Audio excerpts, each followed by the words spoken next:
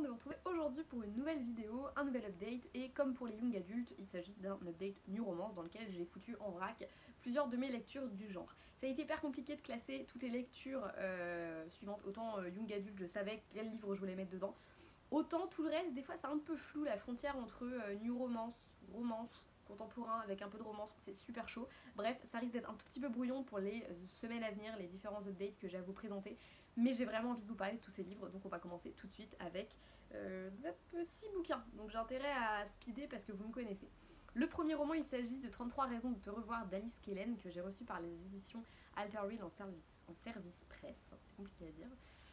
J'ai beaucoup aimé cette lecture et en même temps j'ai trouvé pas mal de points, on va dire un peu négatifs quand même, donc j'avais quand même vachement envie de vous en parler et voilà, c'est chose faite. Dans ce roman, je vais vous résumer ça un peu brièvement parce que je l'ai lu quand même il y a un petit moment, j'ai pas envie de trop en dire, etc. On va suivre deux amis qui vont se retrouver des années plus tard. Ils ont été amis pendant leur enfance et leur adolescence.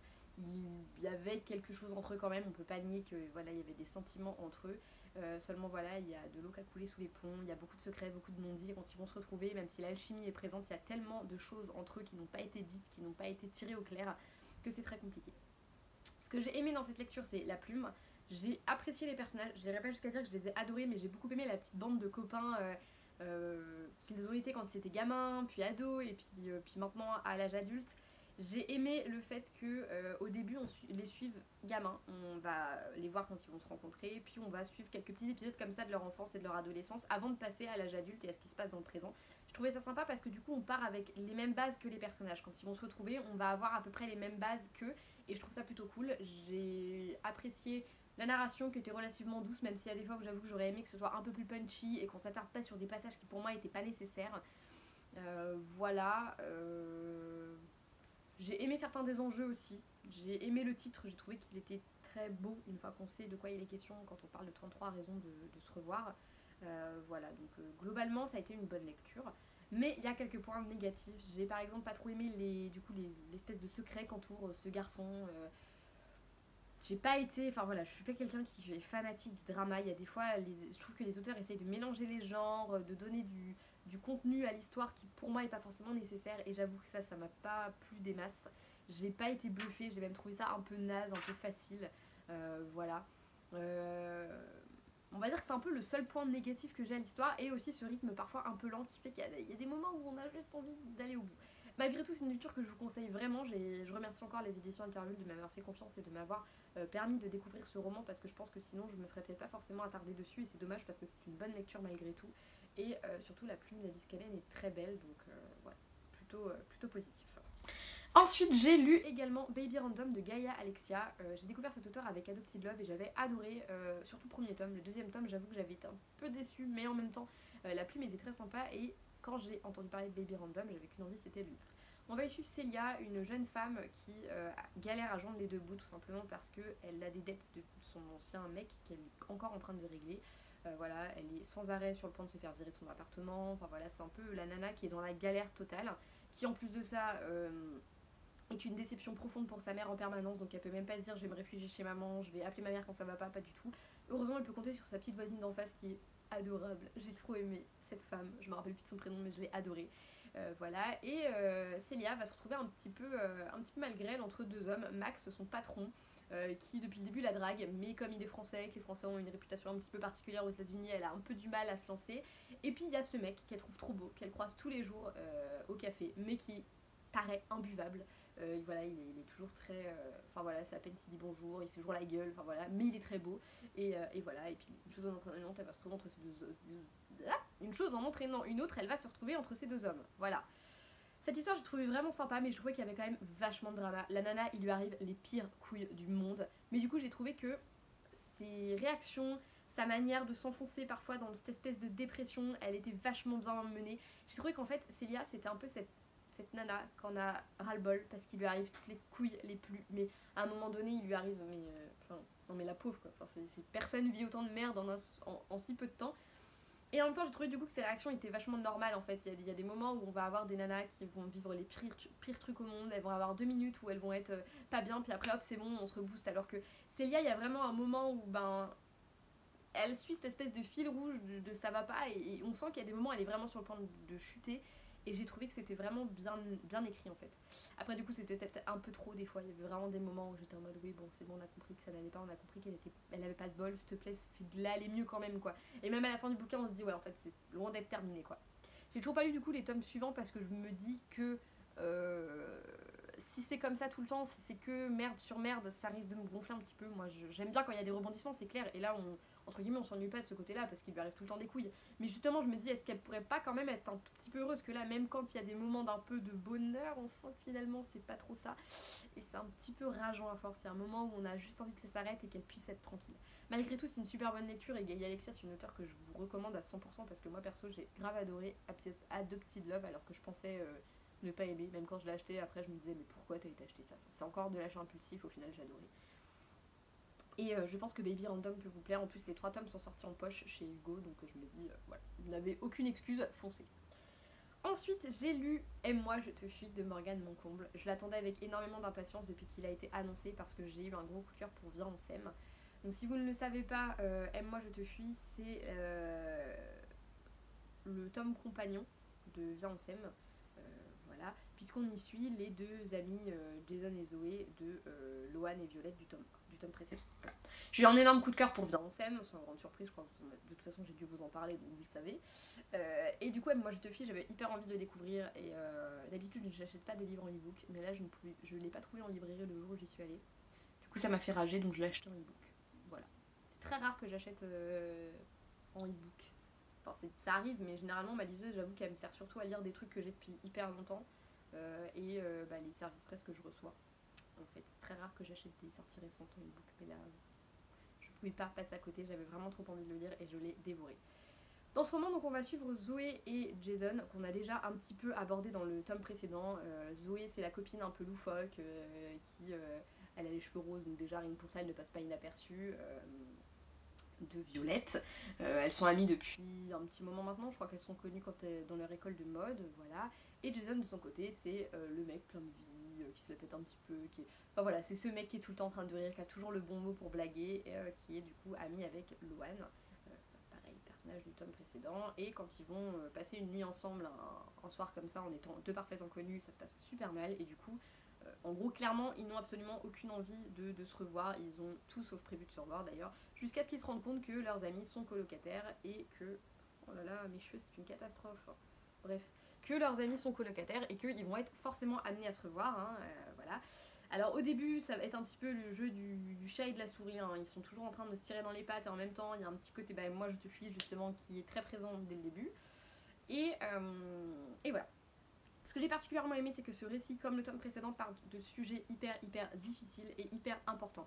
On va y parler de bisexualité, on va y parler d'adoption, on va y parler de troubles du comportement alimentaire, on va y parler de notoriété sur internet notamment, et parce que, comme elle s'appelle, notre petite Zoé, elle a un blog et compagnie, enfin voilà, elle est vachement connue sur la toile, et ça je trouve ça vachement cool parce que c'est hyper important je trouve d'avoir des personnages comme ça, puisque c'est d'autant plus... Enfin c'est un métier qui perce de plus en plus, le métier d'influenceur, donc voilà, c'était cool, j'ai trouvé ça vachement cool. Il y avait également la question de la famille, des pervers narcissiques aussi. En bref, ça va être plein de thèmes abordés et j'ai trouvé ça trop cool. Ce que j'ai aimé, c'est que Zoé, c'est un personnage qui a un lourd passif, qui a énormément de problèmes. Et j'ai beaucoup aimé la légèreté que Jason lui apportait. En fait, sa relation avec Jason, c'était surtout ça. C'était vraiment ce côté, ils s'apportent quelque chose mutuellement, ils s'entraident. Et en même temps, c'est surtout beaucoup de légèreté et de positivité. Et j'ai trouvé ça vachement bien. J'ai trouvé que justement, le fait que la romance ne soit pas l'élément perturbateur de la vie du personnage soit très important. Justement, j'ai trouvé que c'était vachement bien parce que souvent dans la romance un peu dramatique, c'est le problème, ça va être la romance qui va amener plein de péripéties plutôt cool ou pas cool d'ailleurs, alors que là j'ai trouvé qu'en fait la romance c'était un peu ce pansement qui se posait sur les plaies et j'ai trouvé ça vachement cool, c'était vachement beau, j'ai passé toute la fin à chialer d'ailleurs et j'ai adoré cette lecture et je vous conseille vraiment très vivement de découvrir La plume de Morgane Moncomble. Voilà, et de découvrir Viens on s'aime et Moi je te fuis qui ont été 2 énormes coups de cœur et je pense que j'ai préféré Moi je te fuis du coup parce que les émotions que j'ai ressenties n'étaient pas du tout les mêmes et en même temps me rappelaient énormément celles de Viens on s'aime, mais je sais pas, j'ai été vraiment hyper touchée par cette lecture et et je vous la conseille à 100 000%. Ça a été un gros coup de cœur, les personnages, la plume, l'histoire en elle-même, enfin voilà, c'était trop bien. Donc lisez-le. Ensuite, j'ai lu November 9 de Colleen Hoover. Colleen Hoover, je l'aime beaucoup, je l'ai découvert il y a quelques temps avec Confess, je crois que c'est Confess que j'ai lu en premier. J'ai poursuivi avec Jamais plus, que j'ai adoré. Il y a eu des moments, des lectures que j'ai moins aimées, mais November 9 a été globalement une bonne lecture. On y découvre Fallon et Ben, j'espère que je dis pas de bêtises parce que j'en ai lu un autre peu de temps après. Oui, c'est ça, c'est Fallon et Ben, qui vont se rencontrer un 9 novembre, qui vont beaucoup s'apprécier, qui vont même commencer à tomber un peu amoureux. Mais malheureusement, Fallon part le lendemain, du coup, ils vont décréter que tous les 9 novembre, pendant je crois que c'est 5 ans, ils vont se retrouver. Du coup, c'est un peu une histoire d'amour qui se fait jour par jour. Voilà, ils se voient un jour dans l'année, et voilà. Il va se passer énormément de choses, évidemment, on s'en doute, beaucoup de drama, des choses plus sympas, etc.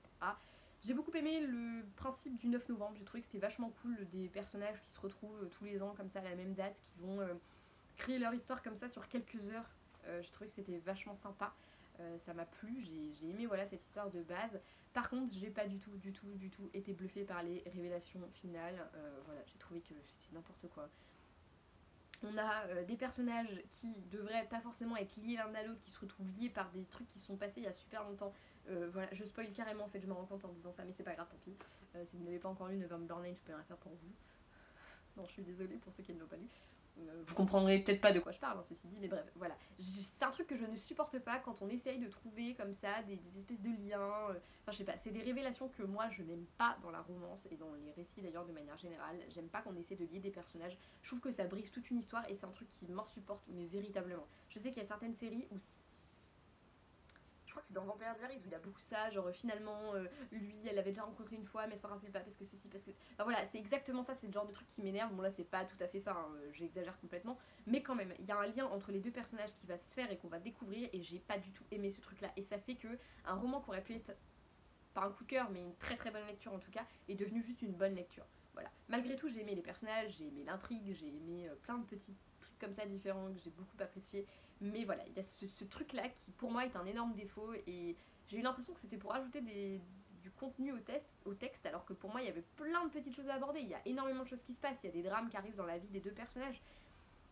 Et je trouve ça dommage d'avoir été obligé d'en passer par ce truc en plus alors que pour moi les autres trucs étaient vachement plus sympas à exploiter et peut-être moins tirés par les cheveux. Voilà. Malgré tout, c'était une bonne lecture et ça reste du Colleen Hoover, donc c'est toujours très bien écrit, les romans sont très belles, voilà, et les personnages surtout sont très plaisants. Voilà. Ensuite, j'ai lu, toujours un Colleen Hoover, j'ai lu Ugly Love. Voilà, en fait, ils sont sortis tous les deux chez Pocket, donc c'est ce qui fait que je les ai achetés. Ugly Love, ça faisait également très longtemps que je voulais le découvrir. Je crois, de mémoire, que les personnages s'appellent Tate et Miles. Tate, c'est la nana, Miles, c'est le mec. Voilà, parce que moi Tate au début ça ne me sautait pas comme ça aux yeux que c'était un prénom de fille, voilà. Miles est le meilleur ami de son frère et également, enfin peut-être pas meilleur ami, bref il est ami avec son frère, je crois qu'ils travaillent ensemble et il habite dans l'appartement d'en face. Et au début va se faire un espèce de petit deal entre eux, bon, ils vont en gros être sex friends, hein, je pense qu'on peut appeler ça comme ça, voilà. Tout simplement parce que Miles, lui, n'est pas prêt à retomber amoureux, il a même pas envie que ça lui arrive à nouveau, et surtout il pense pas le mériter. Il a vécu un gros drame dans son adolescence, et depuis, voilà, ça reste figé en lui.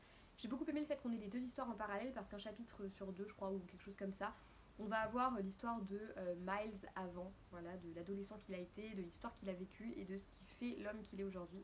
J'ai trouvé que c'est une très jolie histoire. Il y a un côté très, très doux en fait, leur relation, elle est vraiment super mignonne. Au début, c'est du sexe, mais en même temps, ils tiennent l'un à l'autre. Et puis petit à petit, Tate va tomber amoureuse. Miles, on sent qu'il l'aime beaucoup, mais il s'autorise pas à aimer. Il pense qu'il en est pas capable et qu'il en est pas digne. C'est une très jolie histoire. Le fait qu'il n'y ait pas non plus de drama dingue dans leur vie actuelle et que ce soit plutôt dans le passé de Miles qui est du drama, j'ai trouvé ça cool. Le personnage de Tate, je sais pas, je l'ai trouvé très mignonne.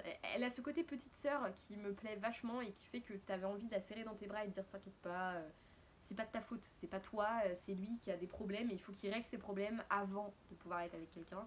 Et voilà, j'ai trouvé que c'était une histoire très sympa, très mignonne, toujours du grand Colleen Hoover avec du drama, parce que quand même ce qui est arrivé à Miles c'est assez dramatique dans son genre, mais en même temps moi ça m'a pas dérangé parce que ça se passait dans le passé du personnage et les réactions qu'il avait étaient réalistes en fait. Et du coup, ouais, je vous conseille cette lecture, peut-être même plus que November 9 parce que je pense que j'ai préféré Ugly Love à November 9. Enfin, disons que mes émotions n'étaient pas les mêmes dans mes deux lectures, mais en tout cas c'était deux bonnes lectures, et puis de toute façon Collingverse ça se conseille parce que c'est de la bonne romance. Et ensuite on va passer à ma déception de cet update, il s'agit de Above All, le tome 1 embarqué de Battista Tarantini. C'était mon premier Battista Tarantini, ce ne sera pas le dernier puisque là j'en ai commandé un que je devrais recevoir bientôt, donc voilà, ce sera pas le dernier. Mais une chose est sûre, c'est que ça n'a pas été la découverte du siècle. On y suit une jeune femme qui bosse dans l'armée, elle est, je crois qu'elle est météorologue, enfin elle bosse avec les mecs qui s'occupent de ça, et elle se retrouve embarquée sur un porte-avions, voilà. Et elle va tomber un petit peu sous le charme d'un des pilotes vedettes qui est marié, qui est imbuvable avec elle, mais je sais pas, il y a une attraction qui se fait entre eux. Voilà, en gros pour résumer l'histoire. Et honnêtement, je trouve que ça dépasse pas beaucoup ça. J'ai ni aimé le personnage féminin, ni aimé le personnage masculin. L'ambiance militaire me plaisait, j'ai trouvé ça sympa parce que c'est pas du tout le genre que j'ai l'habitude de lire, c'est pas un univers qui m'attire plus que ça, mais j'ai trouvé que c'était assez sympa, que c'était pas trop mal dépeint. Après j'y connais rien, donc en même temps pour moi ça me paraît forcément bien dépeint. Mais j'ai trouvé l'idée d'être sur ce porte-avions, le côté un peu confiné aussi qui était vachement sympa. Mais à part ça, voilà. La plume m'a pas laissé une marque indélébile, je me rappelle pas plus que ça si j'ai aimé ou pas. La narration, je l'ai trouvée plate, j'ai trouvé lente, j'ai trouvé qu'il y avait rien de particulièrement intéressant. Les personnages, pareil. Cette espèce de relation bizarre. Le personnage masculin, on n'en sait pas grand chose et j'ai même pas envie d'en savoir plus. Voilà, ça se termine en plus un peu, t'as l'impression que ça se termine au moment où l'histoire commence vraiment à devenir intéressante. Donc moi je dirais pas la suite, clairement ça m'a pas du tout, je sais pas, ça m'a pas plu. Je vais pas épiloguer là-dessus, c'est pas un récit que je vous conseillerais parce que je l'ai pas apprécié. Après ça se trouve vous l'avez aimé, vous allez me donner envie de lire la suite, hein, je ne sais pas. Mais moi personnellement ça m'a pas du tout plu. J'ai pas accroché des masses. En fait au final ce qui m'a le plus plu là-dedans c'était peut-être le côté militaire et tout ce qui était carrière autour en fait qui m'a le plus plu. La romance en elle-même, bah, pas du tout. Voilà, et puis les personnages, n'en parlons même pas, j'ai pas accroché quoi. La nana, je la trouve fadasse et le mec imbuvable. Voilà. C'est tout pour Above All, je vais pas épiloguer dessus, ça sert à rien, j'ai pas envie d'en dire du mal, j'ai juste pas aimé, ça arrive, voilà. Puis je me connais, je suis un peu virulente quand j'aime pas quelque chose, donc on va peut-être arrêter là. Ça va être tout du coup pour cette update, j'ai hâte de vous retrouver pour vous parler d'autres romans, j'espère que cette vidéo vous aura plu. Si ces romans vous les avez lus, vous avez envie de les lire, vous voulez plus de détails parce que j'ai pas forcément été, enfin j'ai essayé d'être assez brève à chaque fois, n'hésitez pas à me laisser un petit commentaire, m'envoyer un message privé ou quoi ou qu'est-ce, voilà, je suis à votre disposition. Je vous fais d'énormes bisous et je vous dis à la prochaine dans une prochaine vidéo. Salut!